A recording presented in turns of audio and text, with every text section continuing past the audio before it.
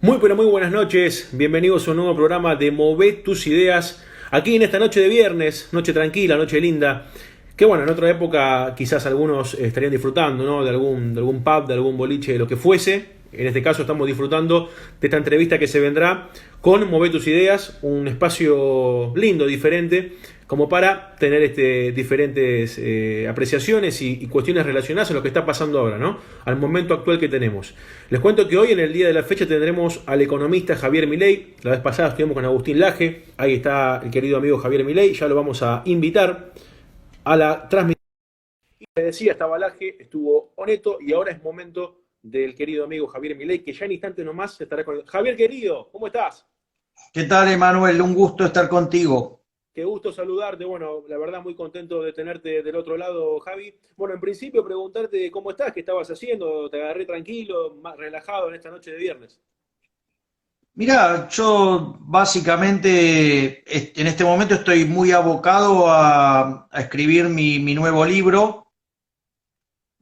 Acabo de terminar hace pocos días un libro con Mariano Fernández, Bien. profesor de la UCEMA, en el cual básicamente hacemos una puesta al día de uno de mis libros, que es del Desenmascarando la mentira keynesiana, Muy bien. donde básicamente el anterior se quedaba solo en lo que era el debate de keynesianos y monetaristas.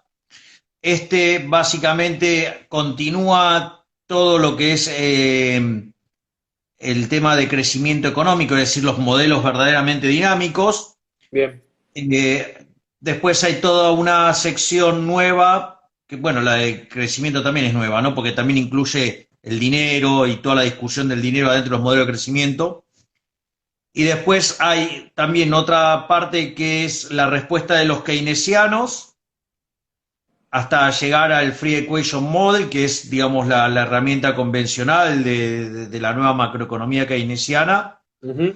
Y por otro lado, toda la familia y el debate de los modelos de economías abiertas. O sea, ese libro ya está terminado y está en proceso de edición. Y por otra parte, la editorial me propuso escribir un nuevo libro que se llama, ya lo anuncié hace unos días, que se llama Pandenomics. Así es que yo la verdad que el trabajo ya lo tenía hecho. Digo, lo que tengo que hacer ahora es ponerlo por escrito, ¿no? Digo, que es un tema también.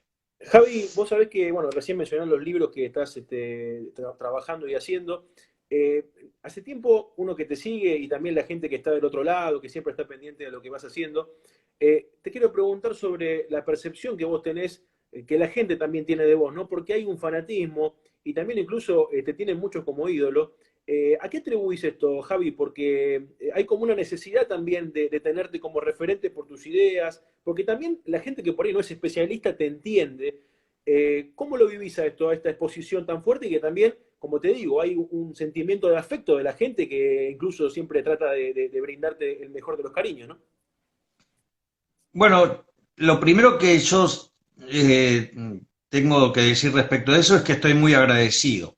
Ujú. La gente es muy generosa, es muy cariñosa, o sea, la verdad que las manifestaciones de afecto son enormes, o sea, me acompañan por todos lados, o sea, de hecho, el último año las presentaciones oscilaron entre un piso de 500 y hasta 2000 personas, ¿no? O sea, Impresionante. y la verdad que yo tengo mucha gratitud hacia la gente porque, digo, me tratan con mucho cariño y yo creo que en eso están jugando un conjunto de factores que tienen que ver con que hoy, digamos, el espectro está dominado casi absolutamente por la izquierda y por el pensamiento de izquierda. Es decir, Argentina yo lo llamaría el paraíso gramsciano, ¿no? O sea, digamos, si hay algún lugar donde se aplicó Gramsci de manera increíble, ha sido Argentina.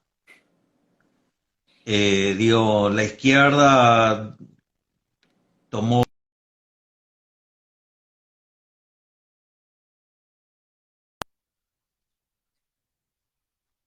que uno ve es que claramente en ese contexto empezaron a ganar la batalla cultural y, y bueno, nada, o sea, te diría que hoy la rebelión es ser liberal. O sea, Ahora, antes, y con relación a esto, perdón que te interrumpa porque dijiste dos cosas muy claves. Primero te quiero hacer algo con referencia a la izquierda, que mucho tiempo es como que en algún punto se sintió minoría incluso en la urna, pero hay como una izquierda disfrazada, ¿no? Que también, como decís vos, utilizando medios de comunicación, utilizando este tipo de cosas. ¿En qué momento empezó a crecer así tan fuerte? ¿En qué momento pensás que se encontró esa estrategia por parte de la izquierda? Que muy bien decís. ¿Y por qué en Argentina, Javi, es tan difícil que la lógica predomine? Una cosa que hablaba con Agustín Laje el otro día, ¿no? Es como complicado esto, ¿no? Que hablas con tanta claridad, todo el mundo te entiende, pero hay una resistencia en cuanto a la lógica y esto que te decía de por qué la izquierda o cómo hizo para encontrar este disfraz también, ¿no? bueno, la izquierda básicamente, digamos, empezó a tomar posiciones en Argentina con el primer gobierno de Irigoyen. Ujú, bien, muy bueno. Y, y ahí, digamos, Argentina entró en un proceso de contaminación ideológica que, bueno, digamos, de ser el país más rico del mundo, hoy es 70 y en caída.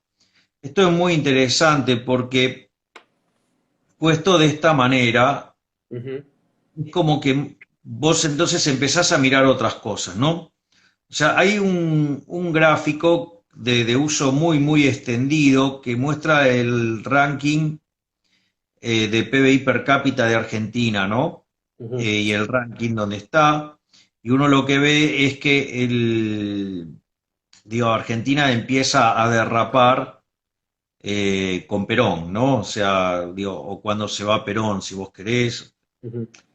La realidad es que ese gráfico puesto en esos términos, desde mi punto de vista, y esto yo lo puedo decir con total, digamos, claridad y con forma abierta, porque a nadie se le va a ocurrir a mí de tildarme de peronista, No, obvio. digo, lo que pasa es que yo no soy gorila, ¿no? Digo, que no es una diferencia trivial, ¿no? Ujú. Eh, entonces lo que vos ves es que es cierto que Argentina empieza en ese momento, o sea, seguía estando, a ver, Argentina estuvo entre los 5 mejores países del mundo hasta que llega Perón, ¿no? Y ahí, digamos, es como que empieza a perder posiciones. Bien. Entonces, ese gráfico da la sensación que entonces la madre de todos los males es Perón, ¿sí? O sea, y el peronismo. Lo primero que hay que decir es que, digamos, el problema no solo fue el peronismo, sino lo que vino atrás que quisiera hacer peronismo sin Perón también, ¿no? O sea, Digamos que el peronismo de Perón te cerraba más que el peronismo actual y el de los últimos años. no, digo, a mí no me cierra el peronismo de ninguna manera, pero Bien. a lo que voy es, digo, los que vinieron atrás quisieron hacer peronismo sin Perón, digo, lo cual, digo, el problema era hacer peronismo. Digo, ahora, yo tengo, pero la realidad es que vos para empezar ese proceso de decadencia, eso vos requerís de una determinada cantidad de tiempo para, digo, generar, digo, las instituciones que terminen generando ese daño y todo eso. Y cuando vos te fijas, las instituciones más nefastas del gobierno de Perón, en realidad no las creó Perón, las creó el régimen conservador que dio el golpe del 30. Terrible, Entonces, sí. cuando vos empezás a mirar las cosas, digo, entonces decís, bueno, a ver, ¿qué pasó acá? Entonces, es cierto que en todo ese tramo Argentina no pierde posiciones relativas. Pero cuando vos empezás a mirar el PBI per cápita, ¿qué es lo que pasa? Vos tenés que Argentina terminó el siglo XIX con el PBI per cápita más alto del mundo. Digamos, durante los primeros 15 años del siglo XX estaba cabeza a cabeza con Estados Unidos y venía ahí palo y palo. Qué terrible Sin eso. embargo, con la llegada de Irigoyen se empieza a producir una separación. O Ujú, sea, Estados Unidos se empieza a cortar, empieza a crecer y Argentina crece mucho menos. ujú, Y por otra parte, como los que venían atrás estaban muy atrás, entonces Argentina estaba ya teniendo un problema interesante, por decirlo de alguna manera, Y los datos en términos de ranking no lo reflejaban porque los que venían atrás estaban muy atrás. Entonces Argentina no es que no perdía posiciones en el ranking porque estaba haciendo las cosas bien. En realidad era porque digamos, había sido muy desarrollado y entonces y los otros lo estaban alcanzando. Y vos ves el problema de Argentina, cómo se separa Estados Unidos. Esa es, si vos querés, la explicación hasta el 30. Bien. Después, durante la década del 30, todos más o menos hacen las mismas estupideces, ¿sí? Digo, ahora,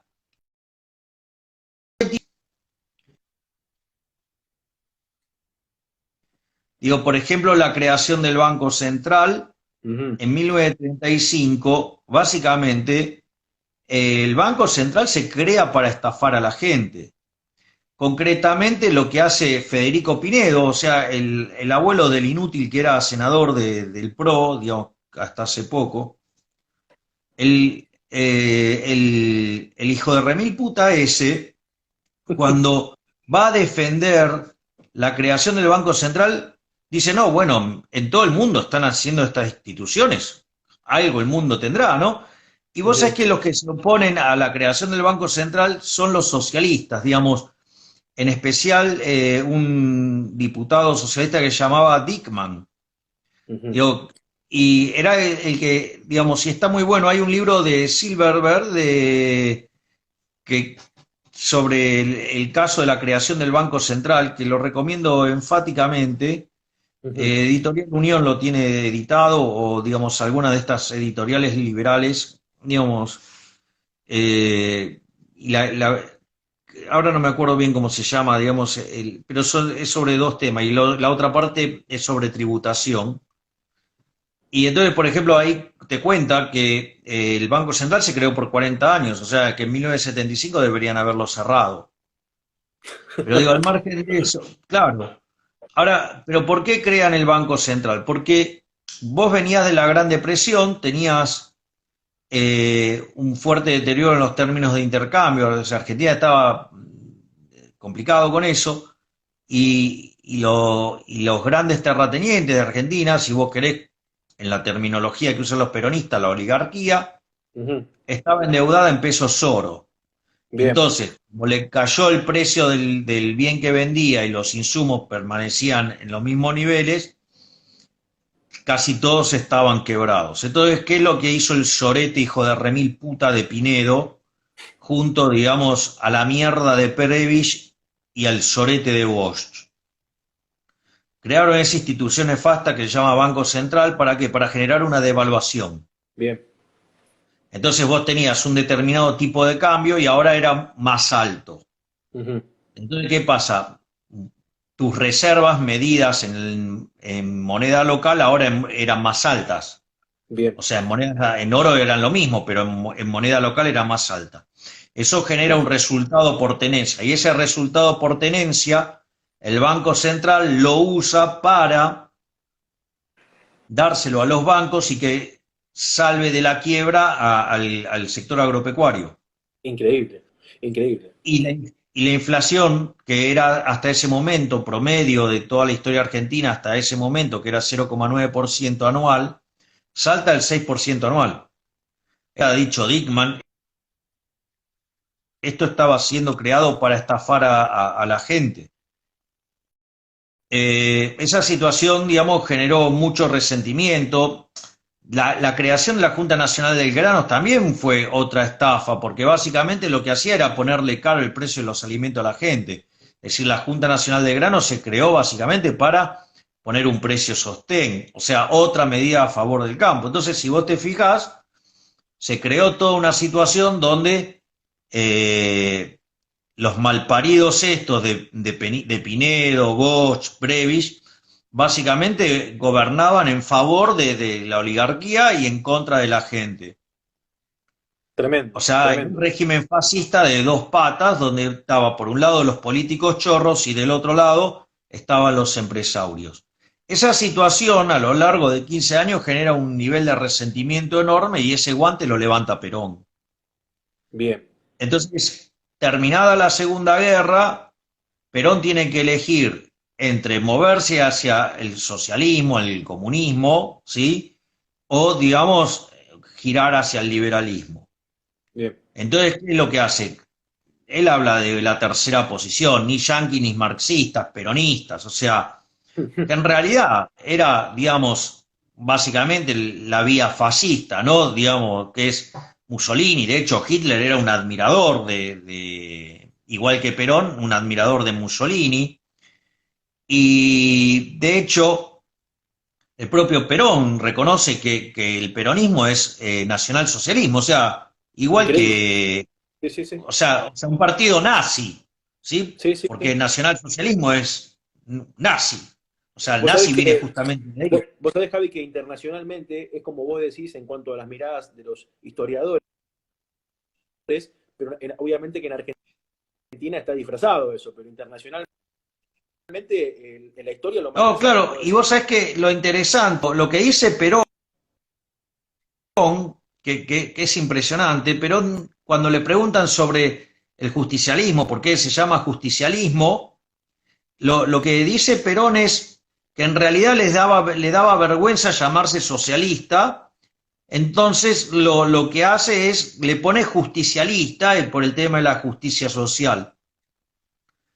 La realidad es que es post, digo, con el diario del lunes todos somos técnicos, o sea, Sí, claro. a mí, digamos, yo de mi perspectiva liberal y ya, digamos, gente las obras de Mises, la teoría del dinero y el crédito y lo que es precisamente la obra socialismo, y que desde mi punto de vista el debate lo ganó Mises, aunque digamos en algunos lugares sostienen que lo ganó Oscar Lange, lo cual es falso, pero no es un tema menor. Digamos, Oscar Lange estaba en la Universidad de Chicago, o sea, pero no quiero entrar, digamos, en ese tema porque, digo, o sea, Sí, sí, yo tengo la camiseta puesta y, digo, voy a explicar por claro. qué está mal lo que dijo, lo que dice Oscar Lange y por qué estoy a favor de lo que dice Mises, pero, digo, como soy austríaco es como que alguien va a creer que es un problema de opinión sesgada. Entonces, no, digo, no voy a entrar en esa discusión, digo, porque aparte si la hacemos, viste, es larguísima y se nos Sí, va sí, todo el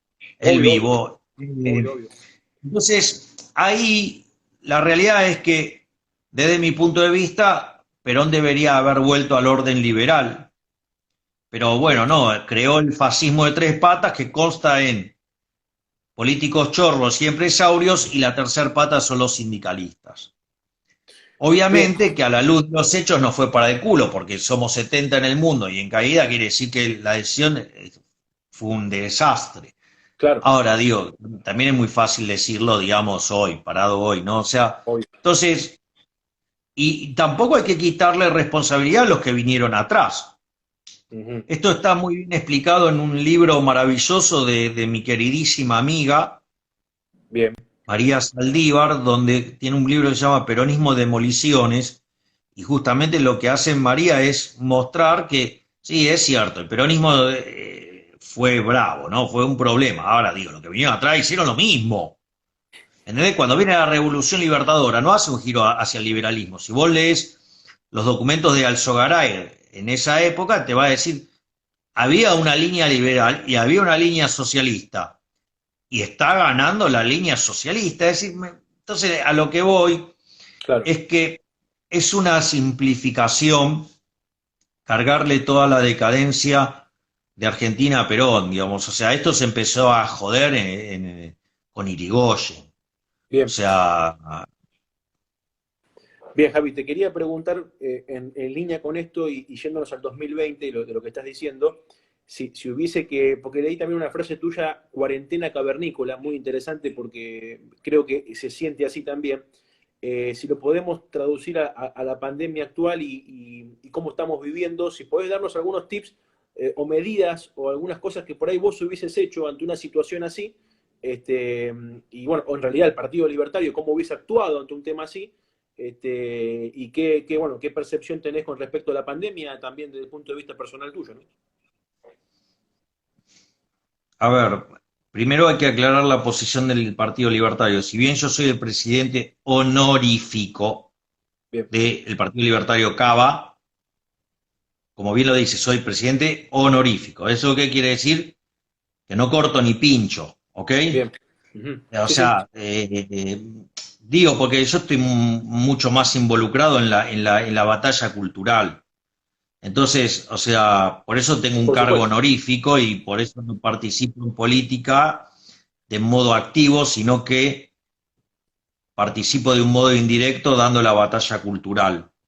Pero, digo, eso para que pobre los muchachos del Partido Libertario no tengan que cargar con algunas de las cosas que digo, que digo, no tienen por qué, pobres, estar Claro. pagando los costos de algunas cosas que yo digo. Ese es Bien, el primer punto que digo, vale la pena aclararlo. bien. En cuanto a la cuarentena, sí, efectivamente, yo lo definí como una cuarentena cavernícola. ¿Por qué digo esto? Porque suponete, Manuel, que nosotros estuviéramos en la época de las cavernas Ujú, y andábamos por la vida en taparrabos, ¿sí? ujú, Y en ese contexto eh, viene una peste de esta. ujú. Entonces, digo, ¿cómo harías la cuarentena en ese contexto? Te encerrás en la caverna. Claro.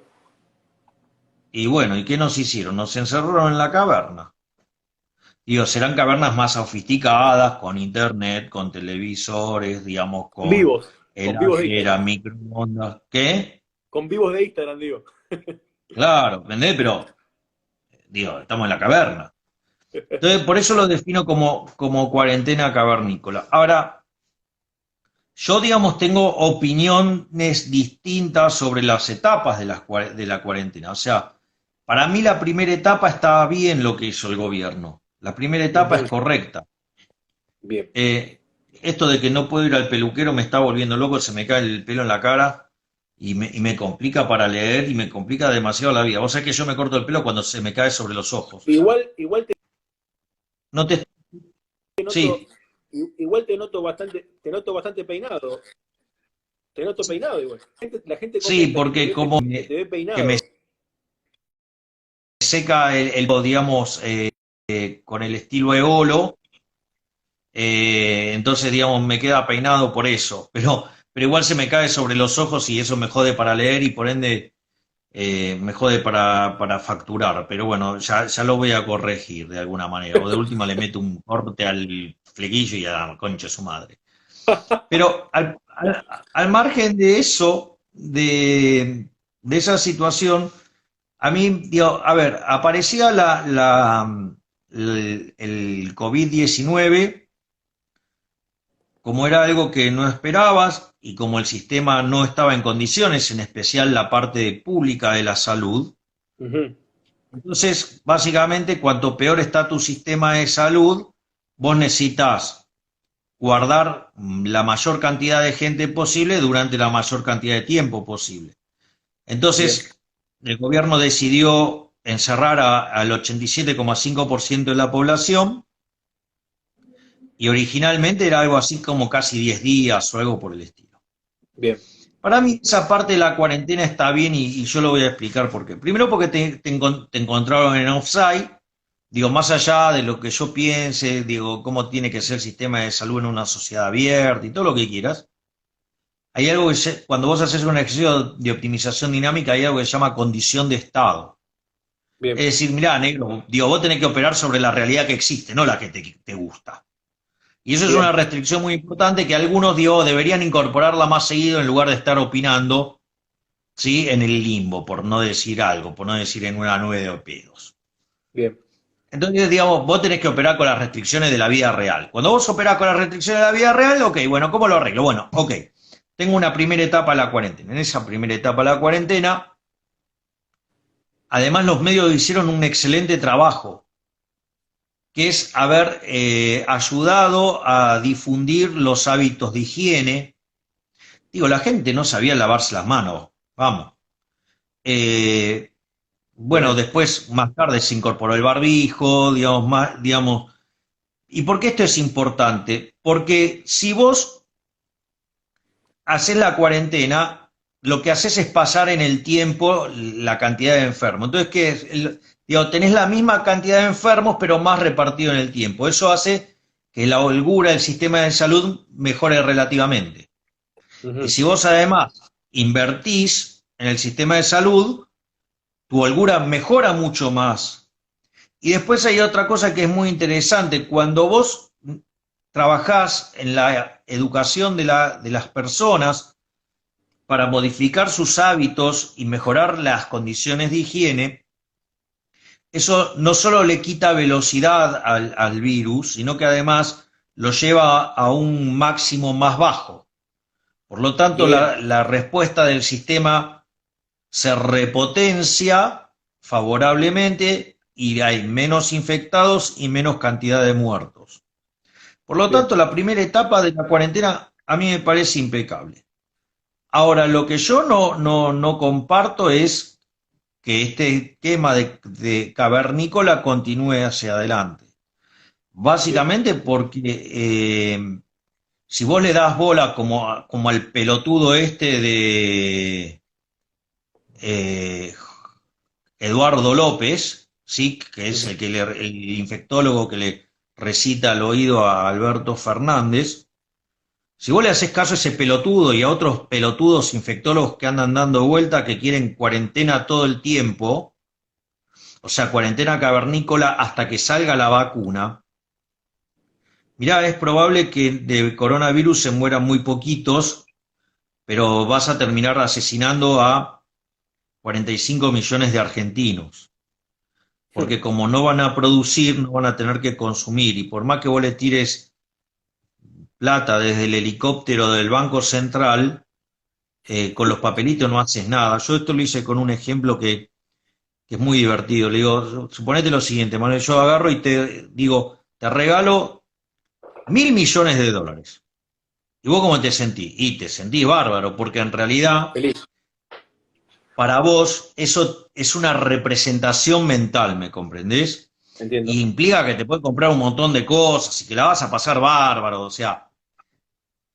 Ahora, ¿qué es lo que pasa? La parte que yo no te dije es que yo te doy esos 1.000 millones de dólares, pero te voy a subir a un cohete y te tenés que ir a Marte.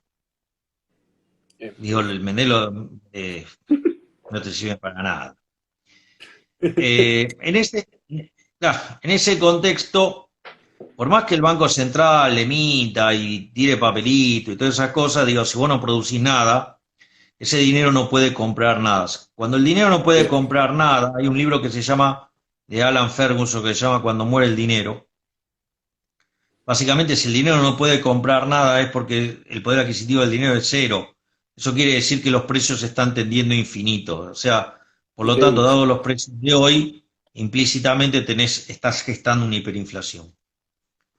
Entonces, el, el problema es, ok, bueno, yo les tomo la hipótesis de máxima, que es obvio que, digamos, también se equivocó el gobierno y evidentemente los pelotudos los infectó en términos de matemáticas son unos imbéciles Ujú. y están usando un verdadero desastre. Ahí lo que vos tenés, o sea, si te tomo la hipótesis de la que hablaba Alberto Fernández, dice, él prefiere 100.000, que no se le mueran 100.000 personas y que le aumente la pobreza en 10 puntos. O sea, hay que avisarle que ya está en 45% la pobreza. Y que si seguimos con esta pelotudez, vamos a tener 75% de pobres. Pero al margen de eso, que eso digamos después lo trataremos en otra parte, Ujú. ¿qué es lo que sucede? Es que también los números te dicen que la cuarentena es una estupidez, como la está haciendo Argentina. Digo, Claro. primero podría haber copiado otro modelo, ¿no? Podría haber copiado el modelo de Israel, el modelo de Japón, el modelo de Corea del Sur, el de Singapur, Taiwán, Hong Kong, Australia, Nueva Zelanda, digo, Alemania, Luxemburgo, Suiza. Digo, ¿por qué, digamos, o sea, tiene que optar por el método cavernícola? Digo, Claro. como pregunta, ¿no? Digo, como primer elemento. Vos en algún punto ahí Ahora, ves que perdón, hay un trasfondo político más que de cuidar a la gente, ¿no? Con lo que me estás diciendo se ve otra intencionalidad, porque podía haber copiado otro tipo de modelo, ¿no? exacto, entonces digo, Pero yo creo que, de hecho, la cuarentena que está llevando a cabo Argentina constituye un delito de lesa humanidad. Fuerte eso. Y voy a explicarlo porque esto, digamos, no es un invento mío. En realidad yo estoy trabajando sobre algo que desarrolló otra persona brillante, que es el doctor Ricardo Manuel Rojas, a quien Ujú. además admiro profundamente, y que escribió un libro que se llama Los impuestos como un delito de lesa humanidad. El argumento del libro es, bueno, los liberales reconocemos solamente tres derechos: Ujú. el derecho a la vida, el derecho a la propiedad y el derecho a la libertad. ¿Ok? Bien. Y ese es el marco general.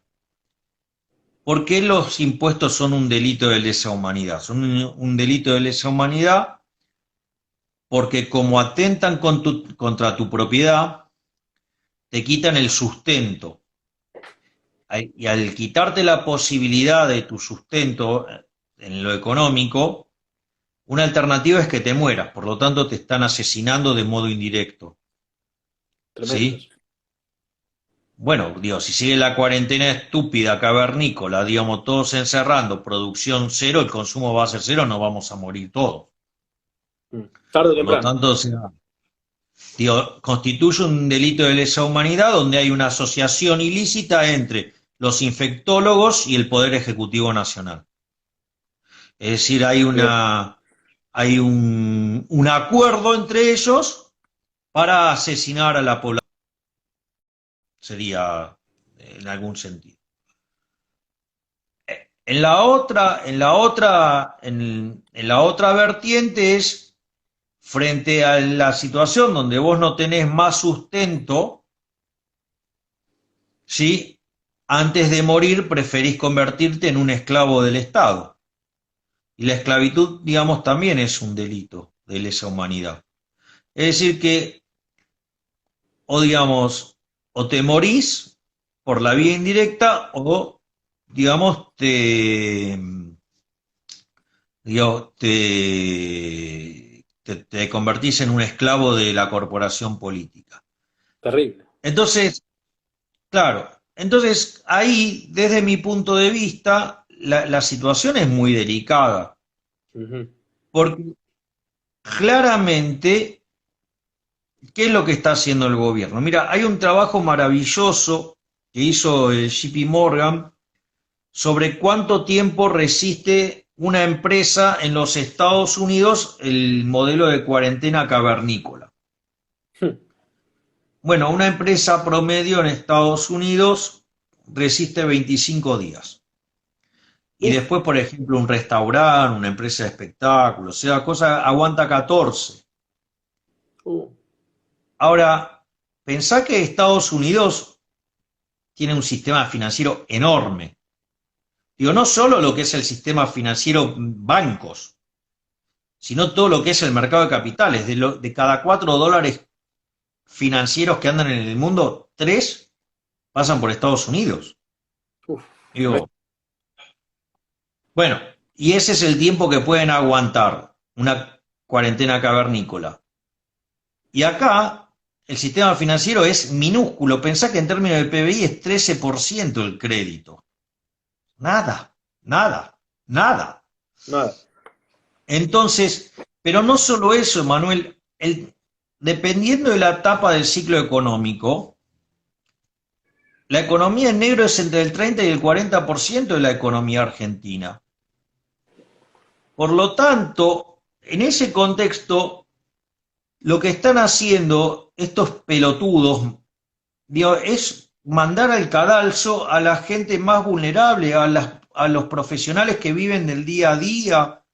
O sea, a ver, el que tiene un empleo fijo, sí, digamos, y cuanto, digamos, más sólida la empresa, digamos, el problema se aleja de su horizonte, pero eso, digamos, no es el caso representativo del argentino. Hmm. Entonces, vos hay una parte de la población que la estás mandando al cadalso. Claro. O sea, y claramente son los sectores más vulnerables de la población. Yo entiendo que tienen que aplicar este modelo estúpido porque en rigor, si el virus se expande por la matanza, genera una cantidad de muertos impresionante y eso sería que pierda el gobierno su principal bastión electoral. ¿Ok? Ujú. Ahora digo, pero si manda la economía a la quiebra también. Y ahí hay otra cosa que ya ahora entonces después empieza a ser todavía más compleja.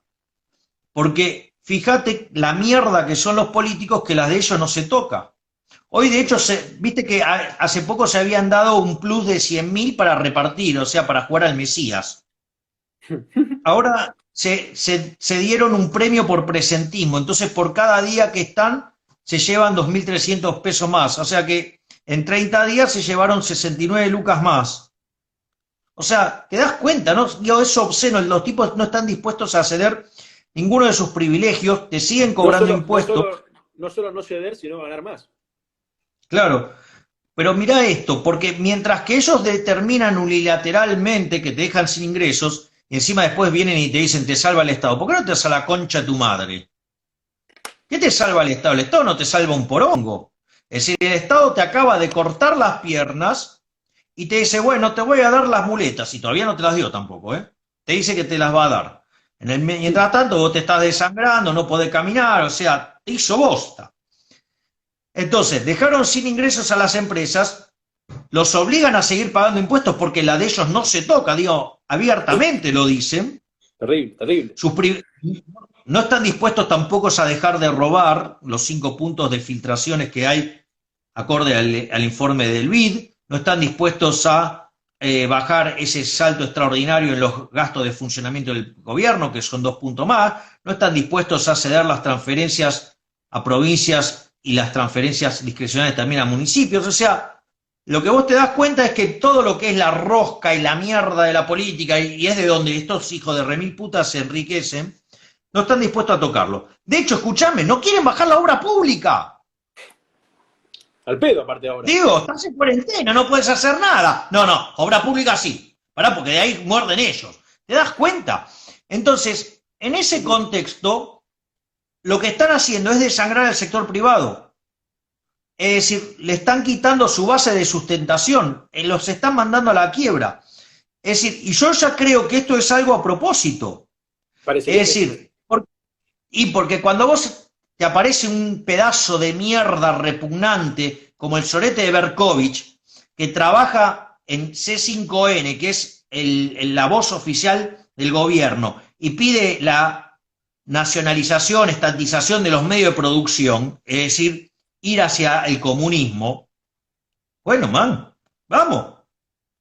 Digo, es claro. Ahora, fíjate esto, esa situación, obviamente, donde arrebatan la propiedad, o sea, digamos, te dejan sin guita, te chupan todo el capital, te desangran, te dejan, digamos, al borde digamos, de la muerte, con lo cual tenés que elegir entre morirte digno o volverte un esclavo. Ahí, en ese contexto de esa situación, digo, obviamente que va a generar un caos social. No, olvídate. ¿Me comprendes? Es una locura. Bueno, claro, ahora en ese caos social, para poder instaurar el comunismo o el socialismo del siglo XXI, versión Venezuela reloaded, o sea, digo, ya la etapa bien, digamos, marcada de la decadencia, bueno, necesitan la fuerza, digamos, el uso de la violencia. Claro, Casualmente claro. están soltando presos. O sea, como en Venezuela, viste que hay una fuerza paramilitar. Sí, sí, ¿Me sí, sí, sí, sí. comprendés? Terrible, terrible. Bueno, también tienen comprados a los militares en Venezuela, ¿no? Pero, digo, por eso el régimen resiste. Entonces, ¿qué es lo Bueno, que para quiero que decir? te quiero hacer una pequeña pausa antes, no me pierdas el hilo con lo que estás diciendo, porque viste que en muchas partes del mundo muchas personas se armaron en sus casas con el riesgo a que un final apocalíptico, donde lo que vos decís se vaya todo al tacho, el miedo de me defiendo con lo que puedo. ¿Tenés una opinión sobre eso, Javi? Porque esto es mundial, Claro, obvio. se están armando sus casas, digamos, hay mucho miedo con esto que vos decís de lo que se puede llegar a venir. ¿Es recomendable en algún punto? ¿Qué pensás de Bueno, esto? en Estados Unidos efectivamente hicieron Sí, eso. claro, Es decir, lo primero que voló fue la demanda de armas. a eso voy. Bueno, pero bueno, en Estados Unidos está la segunda enmienda que permite que los ciudadanos Claro, estén armados. Y bien, cuando los políticos se pasan de listo con meterte la mano en el bolsillo, se defienden. fuerte. Acá, como tenemos a los pelotudos progres, ay, no, porque las armas, el problema son. Mira, la concha de tu hermana son las armas. Las armas no son el problema es el que la ejecuta. Y cuando vos prohibís las armas, lo que estás haciendo es desarmar al honesto. Y Sí. eso hace que el beneficio esperado para el delincuente suba. Y Ujú, como toda actividad donde el retorno aumenta, aumenta la actividad, ¿no? bien. Entonces, si vos tenés un negocio que rinde mucho, lo vas a expandir. Bueno, es lo que viene pasando en Argentina. A ver, Juan, fíjate esto, la economía tuvo una recuperación cíclica interesante durante el kirchnerismo, ¿no? Y Ujú. puso de juez al sorete de Zaffaroni. Bueno, digamos, con la recuperación cíclica que estaba teniendo Argentina, la delincuencia se debería haber destrozado. Sin embargo, al tener el enfermo sacapresos de mierda de ese, ¿me entendés? Sí, sí, Digo, ¿cuál sí. es el resultado? Y la delincuencia volcó. Y a mí esto de que liberen a los presos no me parece una casualidad, me parece parte del mismo plan. No descarto que estén armándose una fuerza paramilitar Bueno, pero para pará, ahí avanzar. dijiste una bomba, Javi. Mucha gente está escribiendo, tengo que dar un poquito de participación a la gente. Dicen, ¿qué hacemos? Dice la gente, ante un desenlace que pueda tener características de Venezuela o que la gente tenga que surgir en la esclavitud. ¿Es posible que la gente empiece a pensar una rebelión o estoy hablando de una locura? Bueno, en principio hay un atisbo de rebelión fiscal, Bien. pero del dicho al hecho, digamos, hay un gran trecho. Ujú. Es decir, yo digo, no sé, a ver, la oposición no lo va a parar, porque la oposición es parte del problema. A ver, el niñito Máximo manda un proyecto para expropiarle el 1% a las grandes fortunas de la Argentina. Eso va a la Cámara de Senadores y una senadora del PRO lo único que hace es cambiarle el nombre. ¿Te das cuenta que Claro, son lo mismo? Son lo mismo. Es claro. decir, el mayor representante del ala progresista, digamos, del Sí, sí. radicalismo es Alfonsín. Y en un contexto de declive, Pará. Pero sí. está muy cómodo como embajador en España cobrando una troja de guita, ¿no? Digo, Fuerte, bomba, bomba. ¿qué otro referente tienen? A Lustó, al expropiador de la 125, que casi genera digamos, una guerra civil. Vamos, Tremendo. la oposición es lo mismo. O sea, acá digo, lo que queda bien claro es que la sociedad se divide en dos, entre las mierdas de los políticos, que son parásitos que viven del fruto de nuestro trabajo, y los que generamos riqueza, digamos, bien a la Oppenheimer, Franz Oppenheimer, ¿no? Los medios del mercado, los medios de la política. Los medios del mercado es acumular riqueza sirviendo al prójimo con bien mejor calidad, mejor precio. Los medios de la política es el robo. Digo, son los impuestos. Entonces, ¿de qué estamos hablando? Si, ¿qué produce el gobierno? Nada, produce nada. Produce impuestos nada más. Y se les desploma la recaudación por el efecto del flujo, por caída del PBI, ¿y qué se les ocurre? Entonces cobrar sobre el stock, digamos, pero no se les ocurre tocarla de ellos, no se les ocurre no cobrarte los impuestos. No, esa no. Tremendo. Es decir, ellos pueden Ni agarrar siquiera, ni siquiera bajarse un porcentaje chiquito, aunque sea para hacer un acto político, nada, cero. Sí, bueno, fíjate, ahí tenés otro diputado de la oposición, el diputrol, la mierda humana de Fernando Iglesias. Diputrol es muy Anda a bueno. tocarle el sueldo a Fernando Iglesias, anda a tocarle el sueldo. ¿Qué pasa si voy a tocarle? Digo, ¿qué le vas a tocar? Digo, o sea, te mata el profesor de vóley femenino.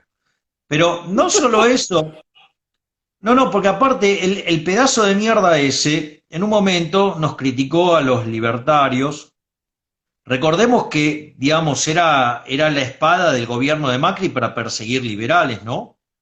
Y que lo Sí, sí. hacía desde un medio de mucha reputación, que casualmente, digamos, a los liberales más duros nos negó pantalla y nos negó espacio en el medio, ¿no? Pero Ujú. bueno, no importa. Y a ese sorete le permitían escribir notas todo el tiempo, donde atacaba justamente a los liberales. Nos tildaba de liberalotes, algo bien fascista, de persecución. Sí. Y, y entonces, digo, y él agarra y dice, no, bueno, pero estos libertarados que piden, digamos, gesto de la política y critican a los diputados, parecen que ignoran que su ídolo Alberdi fue diputado por Tucumán. Sí, hijo de remil pute, Alberdi fue diputado por Tucumán, pero el Congreso se llama Honorable Congreso de la Nación Argentina porque iban a honorem. Hmm. Tremendo, tremendo. Entonces, si el pedazo de mierda de Fernando Iglesias va a nombrar a Alberdi, primero que dudo que tenga las condiciones intelectuales de Alberdi, Ujú. pero uno se puede equivocar. Yo apuesto 1.000.000 a 1 que no puede llegarle ni a la uña del dedo gordo del pie izquierdo a Alberdi, un imbécil como el sorete de Fernando Iglesias. Digo, pero así, a ver, digo, qué sé yo, pero puedo mencionar del otro lado. Digamos, a ver, el niñito Máximo Kirchner no podría validar en el mercado la remuneración que tiene como trabajando de político, ¿no? Pero así hay un montón más. O no sé, o el sorete de mierda de Lipovetsky, ¿no? Digo que lo corrieron y se fue a trabajar como diputado provincial, que gana más que si fuera diputado nacional, porque ahí no tienen la Tremendo. restricción de que no pueden ganar más que el presidente. Eh, entonces, digo, que en realidad cuando que se queda afuera, digamos, se hace un monotributo para 80 lucas Hmm. y no la troja que gana, digamos, como diputado provincial. Entonces, digo, ninguna de esas Tremendo. mierdas, salvo muy honrosas excepciones, pueden validar sus ingresos en el sector privado. Pues son inútiles, son chorros además. Digo, en la general estoy hablando, ¿no? Entonces, yo lo que creo es que difícilmente ellos además tienen el monopolio de la violencia y yo no veo, digamos, en la Argentina, eh, digo, siempre piden que vaya otro a dar la pelea y, y eso te pasa, por ejemplo, con algunos empresarios, pretenden de que vayas a dar la pelea, pero no te dan una moneda de financiamiento. ¿Me entendés? No, terrible. Vos sabés que hay un libro maravilloso de, de Axel Kaiser Ujú. que se llama la fatal ignorancia. Digamos, Axel es chileno, él tiene varios trabajos, hay uno que es brillante, que es este, digamos, la fatal ignorancia, y tiene otro que también es muy bueno, que se llama La tiranía y la igualdad. Bien.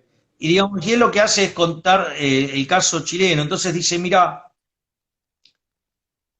Chile generó un milagro económico y sin embargo estaba perdiendo la batalla cultural. ¿Por qué? Porque mientras que la izquierda encuentra refugio en el Estado, ¿sí? Y logra sustentación desde el Estado y desde ahí va tomando, por ejemplo, posiciones en la educación, posición en las artes, posición en la Bien. cultura, digamos, porque la gente que ejerce el periodismo, digamos, lo hace desde una posición también de izquierda. Ujú. Ellos, digamos, hacen crecer el Estado y se consiguen cada vez más recursos. Y por otro lado, las empresas, en lugar de financiar el contra el contradiscurso, por decirlo de alguna manera, deja a los defensores del modelo de mercado solos, sin guita. Claro. Entonces, bueno, después, viste, si te van a expropiar, anda a la concha de tu madre, ¿qué querés que te diga? Digamos, o sea, porque, ¿me entendés? Digamos, estoy yendo a la guerra, viste, el otro tipo tiene Un tanques, pancho. aviones, tiene las mejores armas y yo voy con un escarbadiente, viste. Sí, claro, soy Superman, pero ¿sabés qué? Digamos, es una batalla bastante complicada, por decirlo de alguna manera. Entonces, pero fíjate, de hecho, hay muchos medios privados, pero la línea de la gente que escribe, la línea de la gente que conduce los programas de televisión y todo, es de izquierda. Es decir, son tipos que van contra su propio interés. O sea, le dan de comer al que lo va a matar. Bueno, ahí te voy a hacer una pregunta. Yo cuando muchas veces te veo en televisión, Javi, que a veces tenés algunos ejemplos, alguna de esas personas, y yo a veces lo veo y te dan ganas de clavarte un cuchillo en el pecho, porque vos estás hablando de...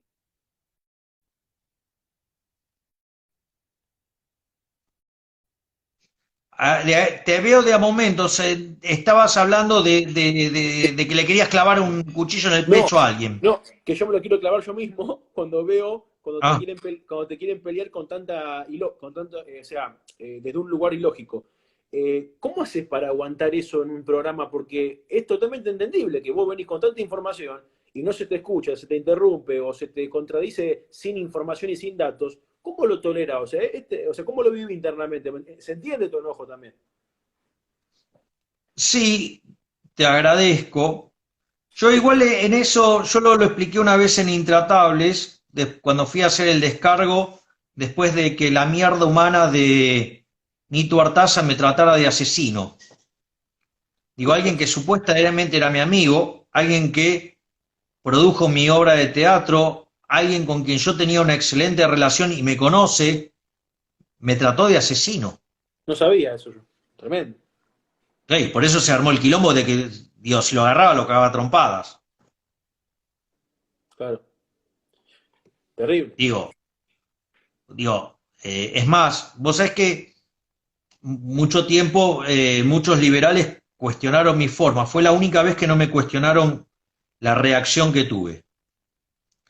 Y fui trending topic en Twitter durante varias horas, por más de 10 horas, y básicamente la relación en los tweets, porque me quedé despierto toda la noche revisando todo, la relación de tweets a favor versus en contra era algo así, por decirte, 4000-1.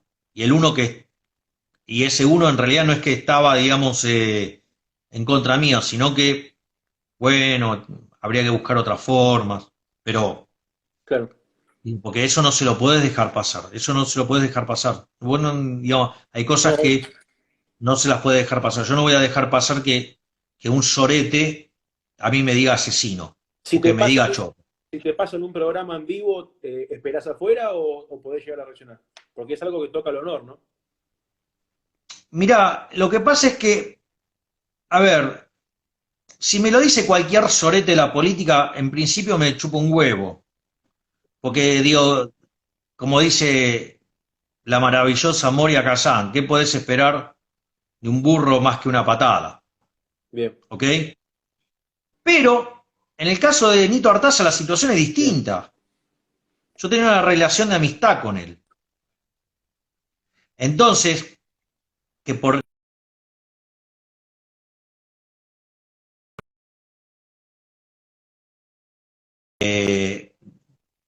Hola, ahí estás. ¿Estás ahí, Emanuel? Sí. Ahí te escucho, te escucho. Sí, Entonces, sí, sí, estoy. en ese sentido, me parece que ahí no había lugar a dejárselo pasar. Y otra cosa que yo también expliqué en Intratables es que yo nunca soy el que agrede primero. Yo Claro, desafié públicamente al que quiera que vea cada una de las peleas que yo tuve en los medios, ¿sí? Y vas a ver que nunca soy yo el que agrede primero, es verdad, es verdad. ¿me entendés? O sea, Sí, siempre el que agrede primero, a ver, digamos, o sea, yo que soy bien rothbardiano y que uno de mis libros favoritos es El hombre y la economía del Estado, digo, la primera parte arranca con el principio de no agresión. O sea, yo no soy el que agrede primero. Ahora, si vos me agredís, bancátela. Si te gusta el totalmente. durazno, bancate la pelusa. Y sí, Entonces, en ese sentido, yo te digo, mirá, a mí me parece que, no, digamos, es una situación muy compleja. Pensá que muchos de los panelistas tienen la cucaracha y de repente hay tres o cuatro personas agrediéndote al mismo tiempo, interrumpiéndote, con lo cual te obligan a tener que subir el tono, te chicanean, te bastardean, o sea, digo, no te juegan limpio, te juegan muy no, sucio. muy sucio, sí. Entonces, pero bueno, es parte de la batalla cultural, es parte de la batalla cultural. También es cierto que al inicio, digamos, me tenía que pelear con 15 y hoy cuando estoy en un panel, bueno, invitado a dar a contestar, estoy yo solo, ¿sí? Y fíjate que hablo y hay un silencio sepulcral. Es verdad. Pero al margen de eso, quiere decir que digo, algo se hizo. Entonces, también esa gesta heroica y cuasi quijotesca en algún momento por Ujú. defender las ideas que te han lavado el cerebro para odiarlas, yo creo que eso es lo que generó la revolución de los chicos. Totalmente. Y, y bueno, y además entonces también empezaron a ganar lugar otros liberales y al ver los chicos que no hay un debate que no salgamos ganadores, evidentemente eso seduce, o sea, ¿entendés? O sea, ninguno Totalmente. dejó de ser decapitado de los que pasaron, digamos, digamos, en los debates conmigo. Es decir, es más, hasta hay un debate que a mí me parece fabuloso, Javi, tenemos último. que fue el debate que tuve con Guillermo Moreno en el programa de Granorme, ¿sí? Y hay unos boludos que dicen, ah, no, Milei no lo puteó. Bueno, no lo puteó porque él no me puteó. Digo, Guillermo Moreno es un tipo que entiende economía, digo, no piensa como yo, pero es un tipo que sabe economía. Él es un ricardiano, digo, o sea, yo no, yo soy un liberal libertario. Y si vos te fijas, a ver, él consideró que fue un error subir la presión fiscal como se subió, Ujú. él consideró que fue un error, digamos, todo lo que tuvo que ver con el cepo, consideró, digamos, que fue un error deteriorar el resultado fiscal y además que había que bajarlo bajando impuestos. La pregunta es, si tiene mi mismo discurso respecto a los problemas y cómo se solucionan, la pregunta es, ¿por qué tengo que pelearme? Si Totalmente. básicamente los cuatro pilares fundamentales que levantó en el debate son los mismos que levanto yo. ¿Me Tremendo. comprendés lo que te digo? Ujú. Entonces, en ese, digamos, por lo tanto, eh, si a mí me toca hablar con respeto, digo, o sea, no tengo ningún problema. Fíjate esto, yo ayer hice un vivo con Carlos Rodríguez. Sí, lo vi. Nosotros con Carlos tenemos una diferencia sobre cómo leemos el problema de la cuarentena. Y sin embargo, tuvimos la charla y no tuvimos ningún problema. Y tuvimos algunas discrepancias con el tema de la hiper y, ¿me entendés? Y no terminó ni por lejos en una pelea. O sea, fue una charla súper razonable. Eh, Totalmente. Digo, ¿me entendés por qué? Porque tenés una discusión que es honesta intelectualmente. O la semana anterior, Ahí estamos, ahí volvimos. A ver si ahora se puede conectar Javier para culminar con la entrevista que estábamos teniendo recién. Con Javier Milei, la verdad, interesante, muy linda entrevista, lo estábamos diciendo también recién. Las preguntas que hemos tocado, los temas que hemos tocado, esperemos que era... Ahí está Javier querido, se conectó. Ya continuamos con la segunda parte de la entrevista.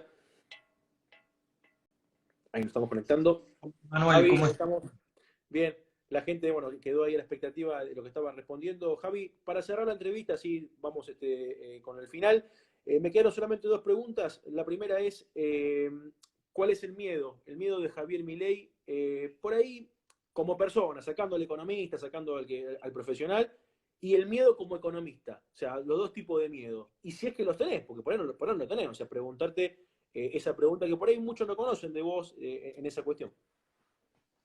No, lo único que me genera preocupación y está vinculado tanto en lo como economista y como ser humano es que este gobierno está haciendo todo mal, Ujú. tiene un shock de oferta negativo, lo cual contrae la oferta de la economía y mete presión en los precios, estimula la demanda y lo financia con emisión monetaria, o sea, está a ver, el macrismo dejó un déficit fiscal bien medido de 3 puntos del PBI, porque de los 0,6 que informa en rigor hay libramientos impagos y licuación de partidos que cuando vos lo corregiste da 3 puntos del PBI. El paquete original eran 3 puntos del PBI de acuerdo a este gobierno y ahora dicen que lo van a extender a 6, con lo cual estarían llevando a 9 puntos el déficit fiscal. A eso se le está sumando el nivel de actividad, viene cayendo enormemente. El otro día el IGA dio una caída en marzo de 9%. En marzo, con la recaudación creciendo al 30%, el déficit fiscal, discúlpame, el gasto creciendo al 70%, es decir, el desastre fiscal de Argentina es colosal, digo, y lo van a financiar todo con emisión monetaria. Y encima, digamos, o sea, quieren controlar precios, con lo cual van a generar desabastecimiento. En ese contexto, donde van a generar desabastecimiento, ¿sí? Y además están llevando a la quiebra a las empresas y pareciera que quieren socializar los medios de producción. En todo ese contexto, te diría, mirá, mi mayor temor es que esto derive en una guerra civil. Ujú. Es decir, porque también tengo la sospecha de que están usando el tema de liberar los presos para generarse una fuerza paramilitar que los ayude a avanzar sobre los derechos de propiedad. Por lo tanto, te diría que me parece altamente preocupante Fuerte, lo que está pasando y ruego a Dios que esto no termine en un baño de sangre. tremendo. Y Javi, otra cosa, la última pregunta para antes de cerrar, si recordás alguna anécdota graciosa, divertida, que te haya hecho reír mucho, sea en la facultad, sea en un estudio de televisión, si recordás algún momento así gracioso, como para cerrar con algo lindo también, y dejar un mensaje a la gente después de esa pregunta, de qué recomendación final le haces en esta pandemia, ¿no? Pero si recordás algo gracioso, divertido, algo que te haya hecho descostillar de la risa, porque sabemos que sos alguien muy divertido también. En realidad, digamos, como evento, digamos, a mí, digamos, la máxima felicidad y lo que me hace pasarla bien, digamos, es la relación que tengo con mis hijitos de cuatro patas, digamos, o si querés, digamos, mi hijito Conan y mis nietos, o sea, Murray, Milton, Robert y Lucas, y obviamente el vínculo con mi hermana. Eso son lo mejor que tengo en la vida, así es que Qué lindo, el resto va y viene. qué lindo. Eh, y por otra parte, respecto a lo que yo le recomiendo a la gente en este contexto muy complicado, es que trate de acumular todos los alimentos que pueda antes de que se rompa la cadena de pagos, ¿no? Uf, Porque fuerte cuando eso. se rompa la cadena de pagos va a aparecer el desabastecimiento, más las cosas que hace Paula Español junto a Culfas y Marco del Pont, eso se va a agravar más. Pensá que hoy los mayoristas están diciendo que ya no pueden no pueden continuar con su actividad, porque si reponen, necesitan cargar unos precios que la señora Paula Español no se los va a aprobar y les va a cerrar el local, con lo cual no solo que pierden su negocio, sino que además dejan sin trabajo un montón de familias y al mismo tiempo también si entonces nos reponen, entonces si nos reponen aparece la escasez, pero ahí, digamos, el gobierno los amenaza con la ley de abastecimiento. Por lo tanto, digamos, tienen que ir a una situación donde o entregan el capital, el negocio, o, digamos, mantienen el negocio, pero se comen sus ahorros acumulados, ¿no? Con Claro. lo cual también eso va a ser muy difícil la recuperación cuando esto, digamos, se restablezca. Entonces, en ese sentido, yo veo la situación tremendamente complicada y por eso le recomiendo a la gente, mientras que se pueda comprar alimentos, compre muchos y los acumulen. Porque Claro. la verdad es que si encima empiezan a sacar gente de las cárceles para armarse una fuerza paramilitar, para expropiar, digamos, a la gente en caso de que quieran avanzar en el modelo chavista o quieran volver a lo que hacían en los 70, que era secuestrar gente para, digamos, cobrar rescates. Bueno, entonces me parece que no se vienen buenos tiempos para Argentina. No hay manera de O sea, escapar, decís, tampoco. ¿cómo? No hay manera de escapar para la persona que quiere hacer un plan de vida, tampoco hay manera de escapar con el tema de la pandemia. O sea, está muy Es cerrado que la claro, solución. porque no podés salir tampoco. Ahora no podés ni entrar ni podés salir. Entonces, estamos en una situación profundamente delicada. Creo que he visto pasar a dos amigos, eh, digamos, uno del profesor Carlos Rodríguez, lo vi pasar en un momento, Ujú. y en otro momento, digamos, he visto pasar también. Sí, ahí está Carlos, ahí está Carlos. Sí, sí, Saludos sí. a Bombita. Saludos a Carlos Rodríguez, Saludos uno a de los Carlos. 5 más grandes economistas de la historia económica argentina, sin dudas, un genio. Y también lo vi pasar a mi gran amigo, el queridísimo, entrañable, maravilloso Agustín Echevarne, que ahí pone los dedos, el pulgar hacia arriba. Mi persona también un gran economista, un gran ser humano y un gran defensor de la ciudad y la libertad. La verdad que es lindo ver a pasar los saludos de tan buenos amigos y de genio. Ahí está saludando, digamos, Agustina Sí, sí. Carlos. ¿Qué te genera que dos grandes referentes estén pendientes también y te escuchen y siempre estén al tanto de las transmisiones, ¿no, Javi? Yo, mira, tanto Agustín es un ser humano fabuloso. Yo Ahí hace está, mirá, años ahí sí, comenta. hace años que trato con él. Su pelea por las ideas de la libertad es fenomenal. El trabajo que hacen desde Libertad y Progreso es enorme. La verdad es que, y es un hombre muy generoso, digo, y tengo, digamos, bueno, soy amigo de Agustín. Ujú. Y con Carlos empezamos a vincular. Siempre, digamos, yo vi y miré a Carlos con gran admiración. Ahí está, hola a todos. Hola, bombita. Y siempre tuve mucha admiración por lo que fue toda la trayectoria académica de Carlos.